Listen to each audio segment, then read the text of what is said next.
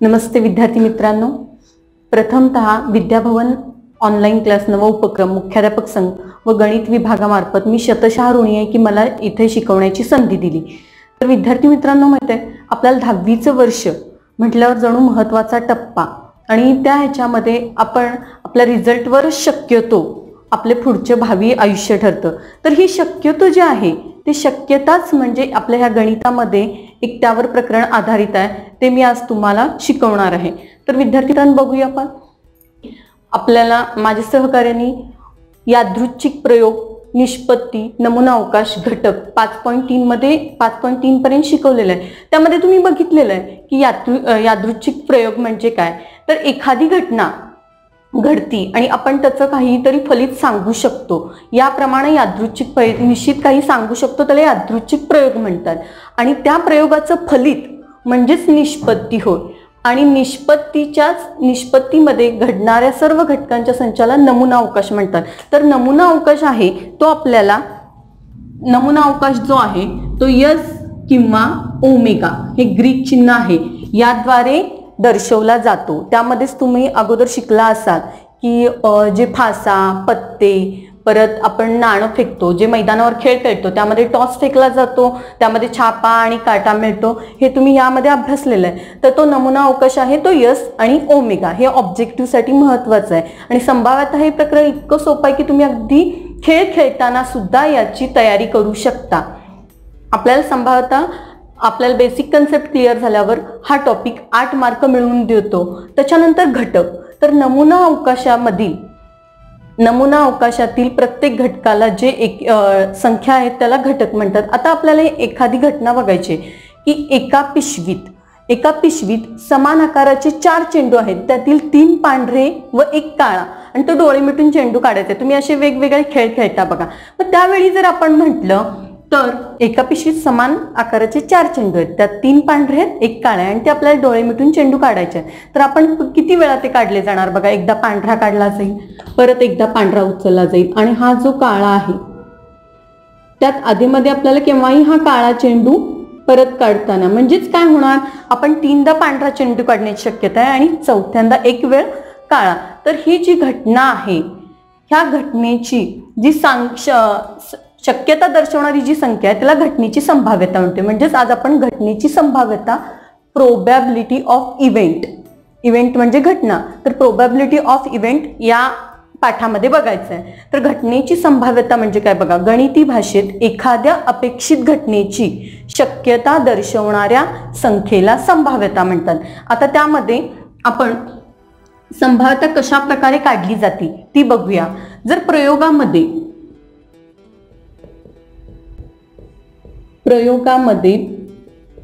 S हा संच जो आहे तो नमुना अवकाश असेल, अवकाश तुम्ही पाहिलेला आहे। A ही अपेक्षित घटना असेल, A ही अपेक्षित घटना।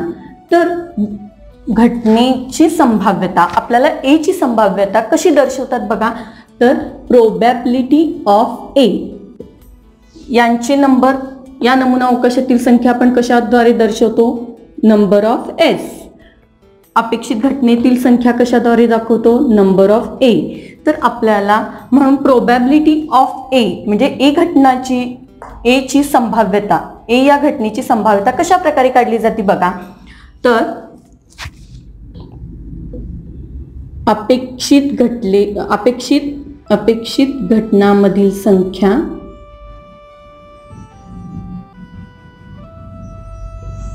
भागिले एकूण नमुना अवकाशातील संख्या।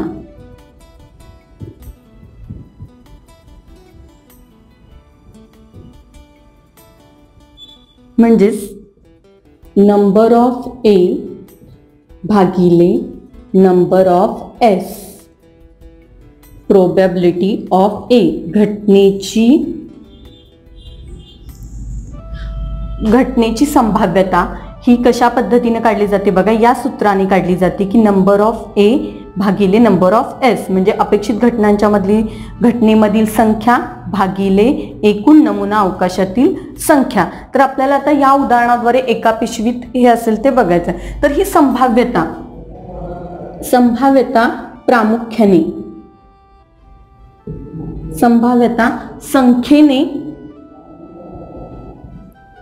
संभाव्यता ही संख्येने किंवा शतमानात दर्शवली जाते. शतमान म्हणजे शेकडेवारी दर्शवली जाते. आता त्याबाबत आपल्याला आणखीन पुढे बघायचं आहे. संभाव्यता ही संख्येने किंवा शतमानात दर्शवतात.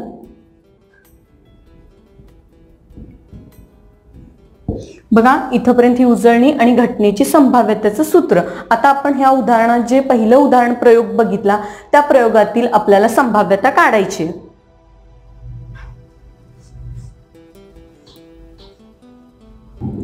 विद्यार्थी मित्रांनो, मगाशी आपण एक प्रयोग बघितला. एका पिशवीत समान आकाराचे 4 चेंडू आहेत. त्यातील 3 पांढरे व 1 काळा. डोळे मिटून चेंडू काढायचे. असे गेम तुम्ही कितीतरी वेळा खेळले जातात. तर उचललेला चेंडू पांढरा असणे ही घटना पहिली आहे आणि उचललेला चेंडू काळा असणे ही घटना दुसरी आहे. पण ह्याची परफेक्ट संख्या जर काढायची असेल तर आपल्याला त्या घटनेची संभाव्यता काढली पाहिजे. म्हणजेच बघा, त्या आपण नमुना अवकाश एस हा नमुना अवकाश मानला तर त्यामध्ये एकूण किती चेंडू आहेत? 4.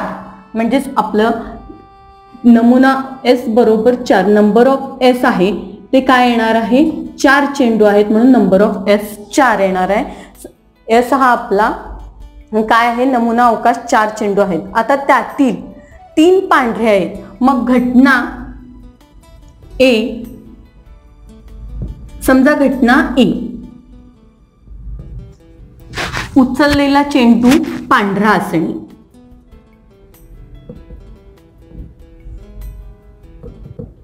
उचललेला चेंडू पांढरा असणे.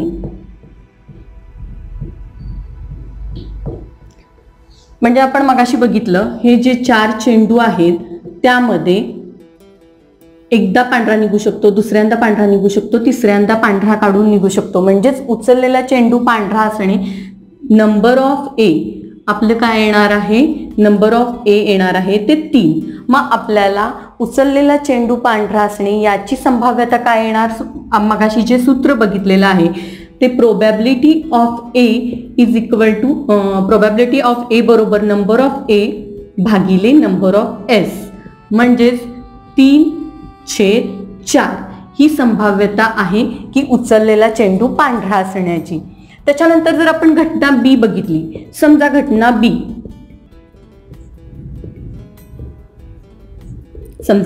बी काय आहे? उचललेला चेंडू काळा असणे.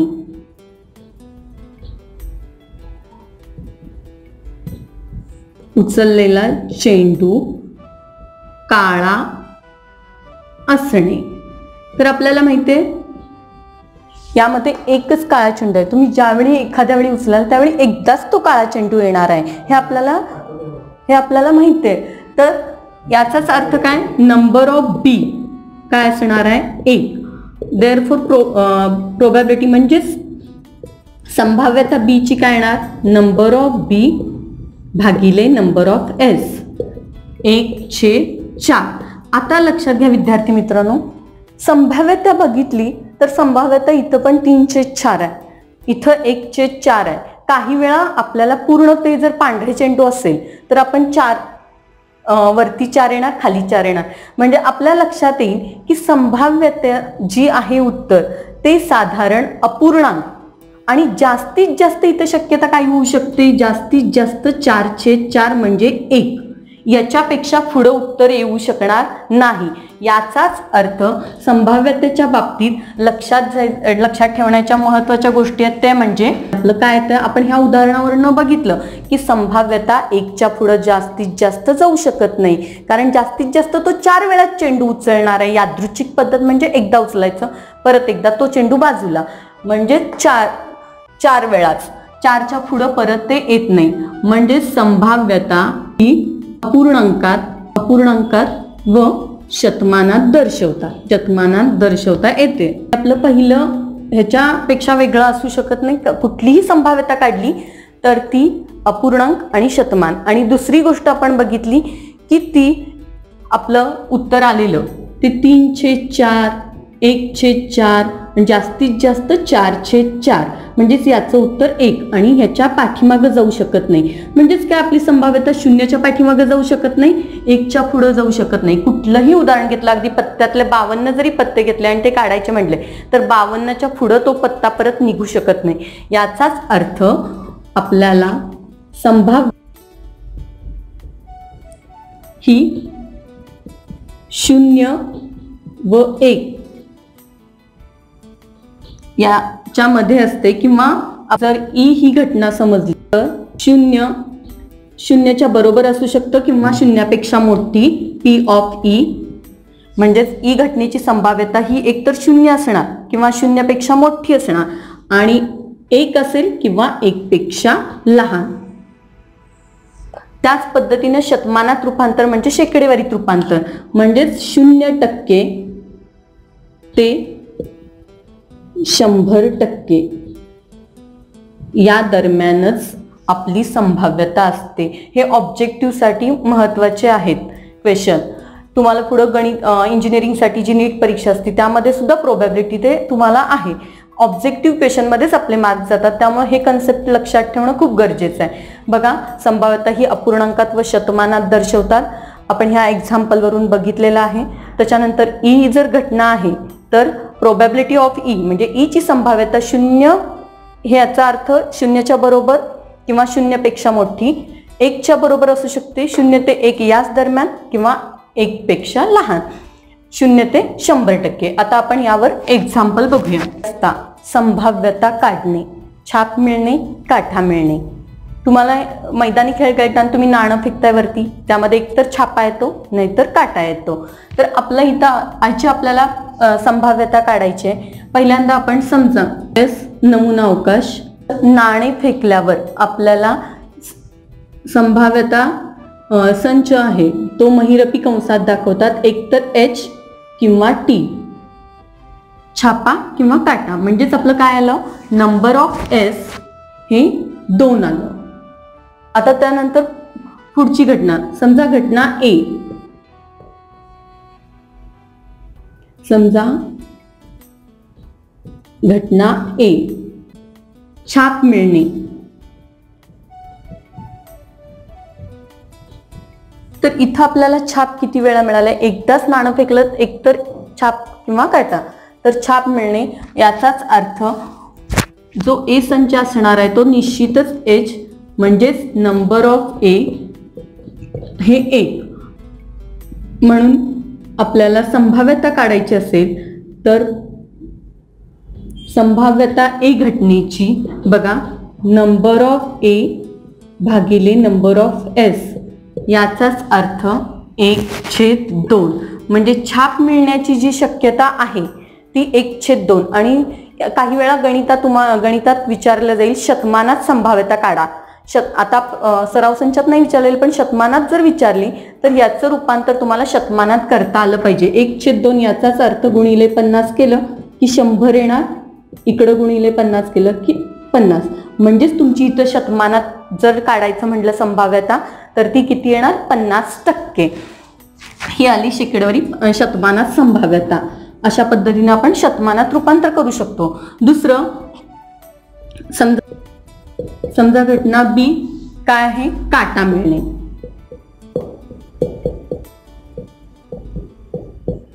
संच जो समजा घटना बी काटा मिळणे. बी हा संच काय येणार, इथं आपल्याला एकदा काटा मिळालेला आहे बी, म्हणजेच काय, नंबर ऑफ बी आपल्याला एकदाच काटा मिळालेला आहे म्हणजे नंबर ऑफ बी 1. आणि देअरफॉर नंबर प्रोबॅबिलिटी म्हणजेच बी घटनेची संभाव्यता बरोबर काय येणार, उचललेला काटा मिळणे याची संभाव्यता बघा, नंबर ऑफ बी भागिले नंबर ऑफ एस याचं पण 1/2. याचाच अर्थ 50% छाप मिळणे, 50% काटा मिळणे.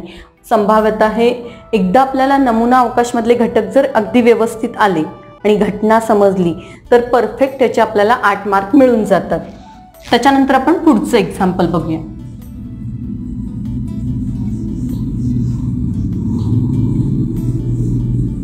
तुम्ही ग्राउंडवर खेळताना सुद्धा साध्या साध्या गोष्टीमध्ये आपण इथं संभाव्यता वापरू शकतो असं करून खेळू शकता. पुढचं तिसरं उदाहरण बघा. एक फासा टाकला असता खालील संभाव्यता काढा. वरच्या पृष्ठभागावर मूळ संख्या असणे. आणि दुसरं आहे, दुसरी संभाव्यता काढायची, संख्या 5च्या पटीत असणे. तुम्हाला फासा म्हणजे ठोकळा माहिती आहे, सगळेजण खेळला असाल. त्या ठोकळ्यावर साधारण 1 पासून किती 6 पर्यंत असतात 6 बाजू. तर आपल्याला आता संभाव्यता काढताना बघा या उदाहरणात पहिल्यांदा नमुना अवकाश फास्यामध्ये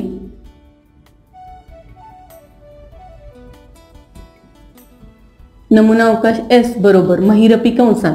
तो फासा टाकल्यावर तुम्हाला माहित आहे की किती काय काय येऊ शकतं. 1 ठोकळ्यावर 1 2 3 4 5 6 महिरपी कंस पूर्ण. म्हणजे याला तुम्हाला माहिती आहे ज्या ह्याच्यात पूर्ण संख्या सांगता येतात त्याला शांत संच. आपण आतापर्यंत जी उदाहरणं बघितलेली आहेत ती शांत नमुना अवकाशाचीच बघितलेली आहेत. तर नंबर ऑफ S हे आपलं किती आलं 6 घटक आहेत 6. त्याच्यानंतर पुढचं काय आहे, वरच्या पृष्ठभागावर मूळ संख्या असणे. समजा घटना A, समजा घटना A काय आहे, वरच्या पृष्ठभागावर मूळ संख्या असणे.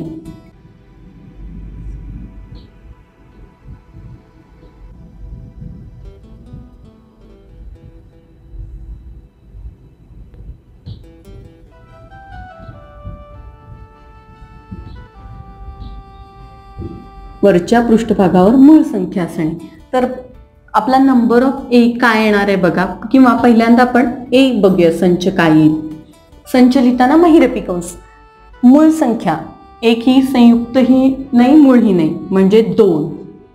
त्याच्यानंतर काय येणार 3 आणि त्याच्यानंतर काय येणार 5. ह्या मूळ संख्या आल्या म्हणून नंबर ऑफ A काय येणार आहे आपलं 3. ह्या 3 संख्या आल्या 1 2 3. Number of A 3. आता आपल्याला संभाव्यता काढायचं सूत्र लिहायचं. संभाव्यता वरच्या पृष्ठभागावर मूळ असणे याची P घटनेची संभाव्यता काढायची आहे.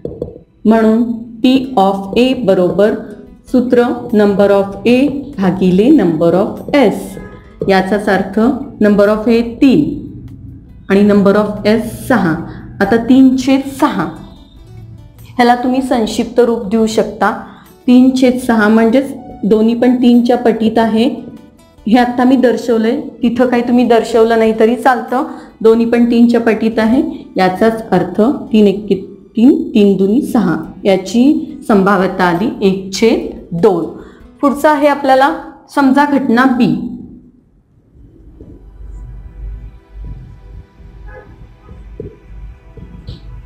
संख्या 5च्या एक फासा टाकल्यावर वरच्या पृष्ठभागावर मूळ संख्या असणे.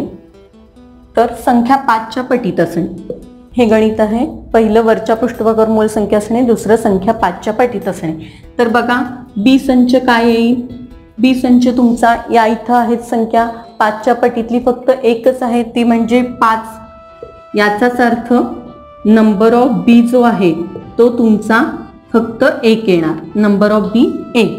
मग आपल्याला त्या पद्धतीनं प्रोबॅबिलिटी ऑफ B म्हणजे B ची संभाव्यता काय येणार नंबर ऑफ B भागिले नंबर ऑफ S. याचाच अर्थ 1/, नंबर ऑफ 1/6. हे झालं 5च्या पटीत संख्या असणाऱ्याची आपली संभाव्यता. आता त्याच्यानंतरचं चौथं गणित बघूया. हे 3 तुम्हाला सोडवलेली उदाहरणं. ते आता सराव संचातलं हे जे एक्झाम्पल आहे हे बघ.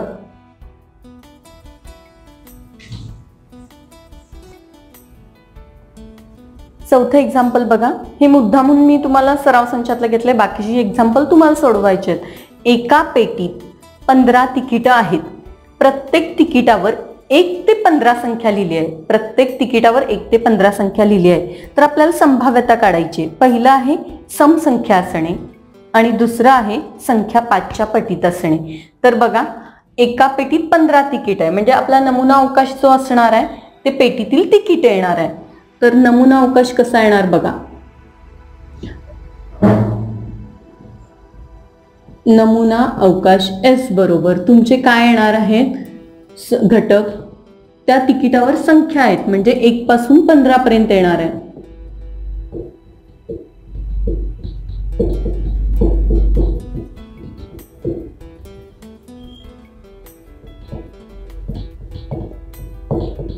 आपला नमुना अवकाश परफेक्ट दिला की पुढचं गणित सहज सोपं आहे. एका पेटीत 15 तिकीट आहेत, प्रत्येक तिकिटावर 1 ते 15 संख्या लिहिलेल्या आहेत, म्हणजे नमुना अवकाशमध्ये ही 1 ते 15 तिकीट आहे. म्हणजेच आपलं काय झालं, नंबर ऑफ एस हे काय आलेलं आहे 15. आता त्याच्यानंतर समजा घटना ए बघा, समजा घटना ए समसंख्या असणे.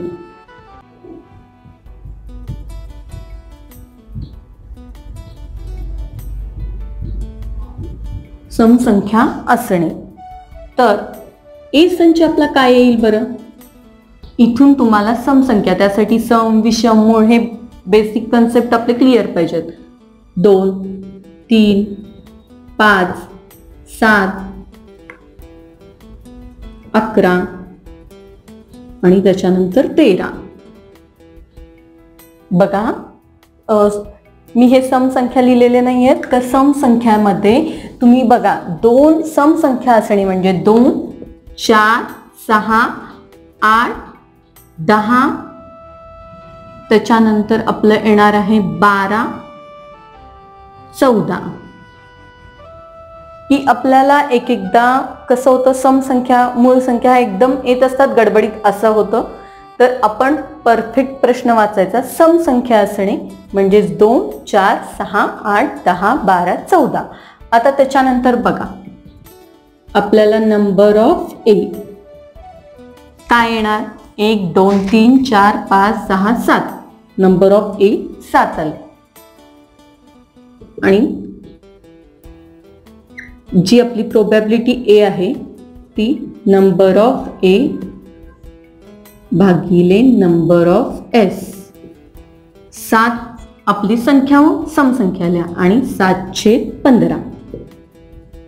आपलं सोपं एक्झाम्पल मी मगाशी मुद्दामून लिहिलेलं, पण सोप्या एक्झाम्पलमध्ये आपण जास्त ओव्हर कॉन्फिडन्स करतो आणि तशी गफलत होती. त्यामुळे समसंख्या, मूळ संख्या, विषम संख्या अगदी परफेक्ट लिहायच्या. तर इथं आपली समजा घटना ए ची प्रोबॅबिलिटी आली 7/15. त्याच्यानंतर समजा घटना बी, 5च्या पटीत संख्या 5च्या पटीत असणे. संख्या 5च्या पटीत असणे म्हणजे आपला बी संच काय येऊ शकतो बघा, की 5 10 आणि 15. याचाच अर्थ number of B is equal number of B बरोबर 3. म्हणून संभाव्यता संख्या 5च्या पटीत असणे याची संभाव्यता नंबर ऑफ बी छेद नंबर ऑफ एस, बी 3/15. आणि आता आपण 3/15 हे ह्याला अतिसंक्षिप्त रूप दिलं, सिम्पलेस्ट फॉर्म दिला की 1/5. आताच्या पाठात आपण संभाव्यता, घटनेची संभाव्यता कशी काढायची त्यासाठी नमुना अवकाश, परत number of A, number of S हे आत्तापर्यंत बघितलेलं आहे. तर या पद्धतीनं सराव 5.4 सराव संच सोडवायचा. धन्यवाद.